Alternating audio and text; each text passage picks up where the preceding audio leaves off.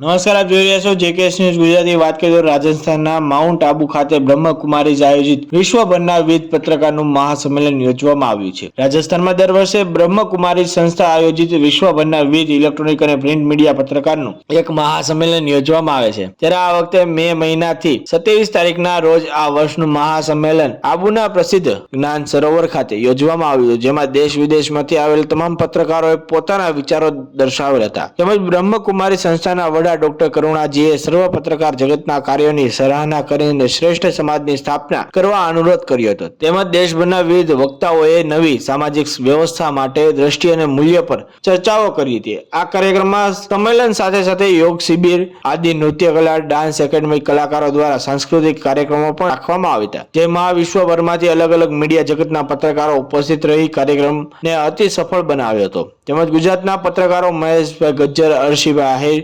જયેશભાઈ મારડિયા, જયમીનભાઈ મારડિયા સહિતના તમામ પત્રકારોને શિલ્ડ આપી સન્માનિત કરવામાં આવ્યા હતા। જેકેએસ ન્યૂઝ સાથે અર્શી આહિર, ઉપલેટા। ઓમ શાંતિ।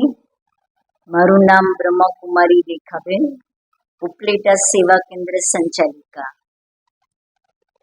તારીખ 23 થી 27 બ્રહ્મકુમારી વિશ્વવિદ્યાલયનું હેડક્વાર્ટર માઉન્ટ આબુ જ્ઞાન સરોવર કોમ્પ્લેક્સમાં આખા વિશ્વ માટે એક મીડિયા કોન્ફરન્સનું આયોજન કરવામાં આવેલું હતું અને એ કોન્ફરન્સમાં ખાસ ઉપલેટા શહેરમાંથી મીડિયા વિભાગમાંથી ભાઈઓ લાભ લેવા માટે ગયા હતા અને ત્યાં ખાસ બ્રહ્મકુમારી શિવાનીબેન અને ઘણા રાજકીય લોકોએ હાજરી આપેલી અને જે મીડિયા ભાઈઓ અહીંથી ગયા હતા એમને બહુ સારું જ્ઞાન અને સમજ મળી, ઘણા સારા કાર્ય માટેની પ્રેરણા મળી અને એ લોકો ઉપલેટા આવીને હવે ઘણા બધાને આ મેસેજ આપવા માટે નિમિત્ત બનશે।